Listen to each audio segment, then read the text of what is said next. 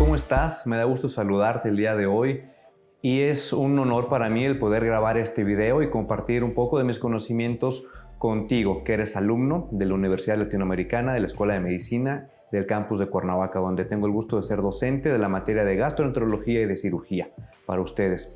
Hoy quiero hablar y recordar lo que hemos visto en alguna ocasión en clases, y es sobre la enfermedad por reflujo gastroesofágico. Recuerda que esta enfermedad se define como aquel reflujo patológico que interfiere con la calidad de vida del paciente.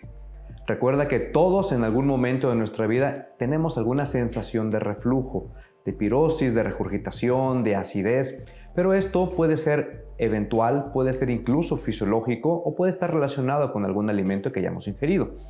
Pero aquel reflujo que se vuelve patológico, que interfiere con la calidad de vida del paciente, que no le permite poder descansar, tener un sueño reparador, porque necesita colocarse almohadas en el respaldo, porque necesita tener que tomar antiácidos o muchos medicamentos para poder descansar, aquel paciente que no puede agacharse a amarrarse los zapatos, a recoger algo que se le cayó, porque tiene la sensación de que todo se le regresa, incluso puede salir por la nariz o por la boca. Estamos hablando de que este paciente tiene una enfermedad por reflujo gastroesofágico, porque ya está interfiriendo con su calidad de vida. Es muy importante que podamos definir esto con el paciente, porque si no, vamos a cometer el error de encasillar a todo aquel paciente que tiene algún reflujo porque comió algo con una enfermedad por reflujo gastroesofágico como tal. Recuerda que dentro del mecanismo fisiológico que tiene nuestro cuerpo para prevenir y evitar el reflujo, podemos encontrar cuestiones relacionadas al esófago y relacionadas a la unión gastroesofágica. Lo relacionado al esófago es el aclaramiento esofágico, es esa motilidad que tiene el esófago para barrer eso que queda en el esófago propiamente después de haber tomado o ingerido algún alimento que puede ocasionar irritación. De ahí que la peristalsis esofágica es sumamente importante para esto. Otro factor que tenemos que tomar en consideración es la unión esófago-gástrica, que esta tiene que encontrarse justamente en el nivel de la crura diafragmática.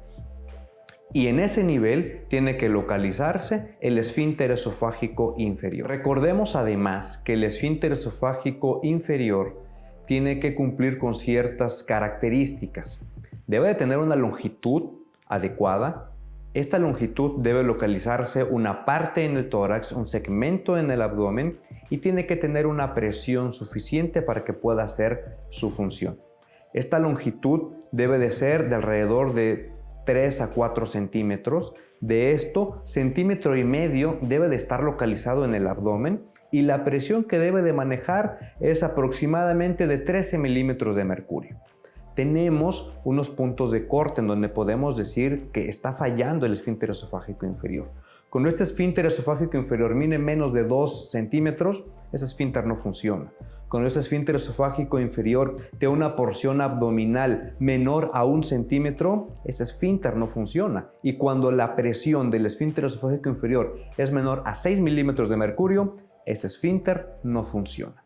Entonces, tenemos que recordar que para poder abordar adecuadamente el diagnóstico de nuestro paciente, tenemos que hacer una serie de estudios que incluyen un esofagograma o serie esófago-gastroduodenal que nos va a ver cómo se mueve el esófago, nos va a dar una idea macroscópica de qué está pasando, si hay evidencia de reflujo o no. Tenemos que hacer una manometría esofágica de alta resolución, que este estudio nos va a decir cómo se mueve el esófago, qué presiones maneja, cómo es el movimiento peristáltico, que tiene que ser coordinado y tiene que tener una amplitud y una compresión suficiente para romper la presión del esfínter esofágico inferior. Y también nos va a medir la localización, el tamaño y la presión del esfínter esofágico inferior.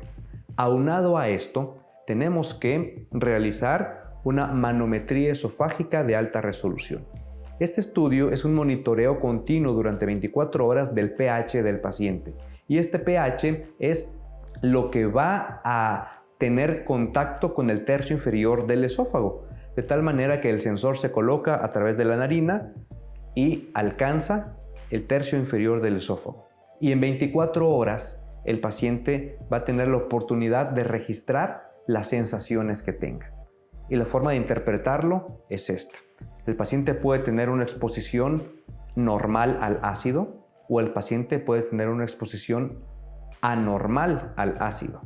El paciente puede tener una exposición anormal a sustancias alcalinas, no ácidas.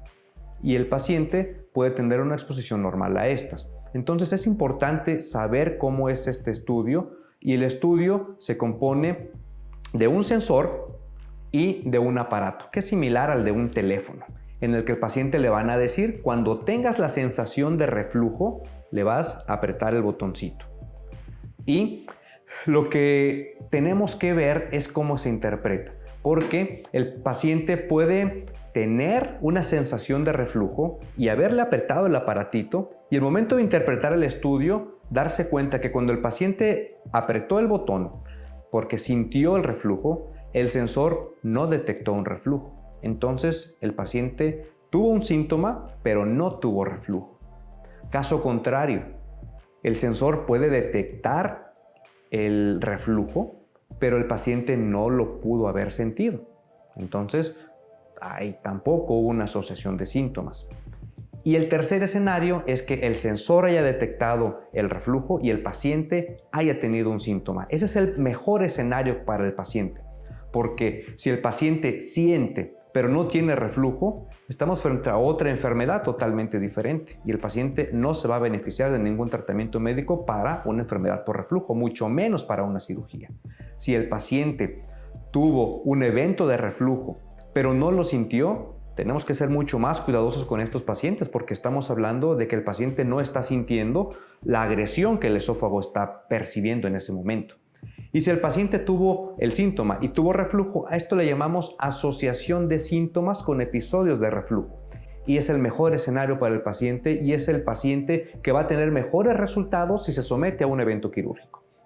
Entonces, tenemos que el paciente debe someterse a un estudio de imagen, ya sea esofagograma o serie esófago-gastroduodenal, una manometría esofágica de alta resolución, una pH-metría con impedancia y, muy importante, una endoscopía diagnóstica del tracto digestivo superior. De esta manera podemos ver cómo está macroscópicamente las células esofágicas, podemos ver cómo está el epitelio, si hay ulceraciones, si no hay, si hay cambios macroscópicos asociados a esófago de Barrett, si tenemos alguna hernia hiatal o tenemos alguna gastritis asociada a esto. Nos da mucha información, de tal manera que estos 4 estudios son importantes en el protocolo de estudio de un paciente con enfermedad por reflujo gastroesofágico. Y esto tiene que quedar muy claro con ustedes, porque es importante que ustedes, como médicos de primer contacto, sepan en qué momento derivar a este paciente con un especialista. Dentro del panorama de síntomas que puede tener el paciente, hay algunos que están muy bien definidos y otros que se han asociado que el paciente puede tener los síntomas. Y para esto la clasificación de Montreal nos habla de que el paciente puede tener síndromes esofágicos y síndromes extraesofágicos. De los síndromes esofágicos pueden haber pacientes que tienen síntomas, como una enfermedad, un dolor torácico que está asociado al reflujo, o puede haber un paciente que tiene una enfermedad con síntomas típicos de reflujo, pero no presentar lesiones en la mucosa. A esto le llamamos enfermedad no erosiva. Y dentro de estos pacientes con síndromes esofágicos, también tenemos a los pacientes con ulceraciones o laceraciones esofágicas. Entonces, en este grupo tenemos a 2 tipos de pacientes. Pacientes con enfermedad no erosiva, que se le denomina ERNE, enfermedad no erosiva, y los pacientes con lesiones esofágicas, que pueden ser esofagitis, úlceras, estenosis, esófago de Barrett o inclusive el adenocarcinoma. Y tenemos por otro lado síndromes extraesofágicos, en donde por un lado están los síntomas que están relacionados íntimamente con esta enfermedad que ya está bien establecido, que es la tos por reflujo, la laringitis por reflujo, el asma por reflujo y las erosiones dentales por el reflujo. Y hay otra serie de síntomas que se ha propuesto que el paciente los puede presentar y tener relación con una enfermedad por reflujo, como la faringitis, la sinusitis, la fibrosis pulmonar idiopática, la otitis media recurrente. Como verán, es una patología bastante compleja que se requiere de mucho conocimiento, de estudiar bastante y meterse mucho, adentrarse en la fisiopatogenia de esta enfermedad, porque si omitimos algún estudio o desconocemos las demás patologías, podemos encaminar un tratamiento erróneo hacia un paciente y el paciente no va a tener el resultado esperado. Espero que esta breve charla te sirva, que puedas compartirlo con tus compañeros y que te pueda servir de repaso a la hora de tener los exámenes. Me da gusto saludarte y recuerda que vas a poder contar conmigo y por favor sígueme en mis redes sociales, Instagram, Facebook, YouTube, en los videos, en las páginas y estaré siempre dispuesto a apoyarte. Hasta luego.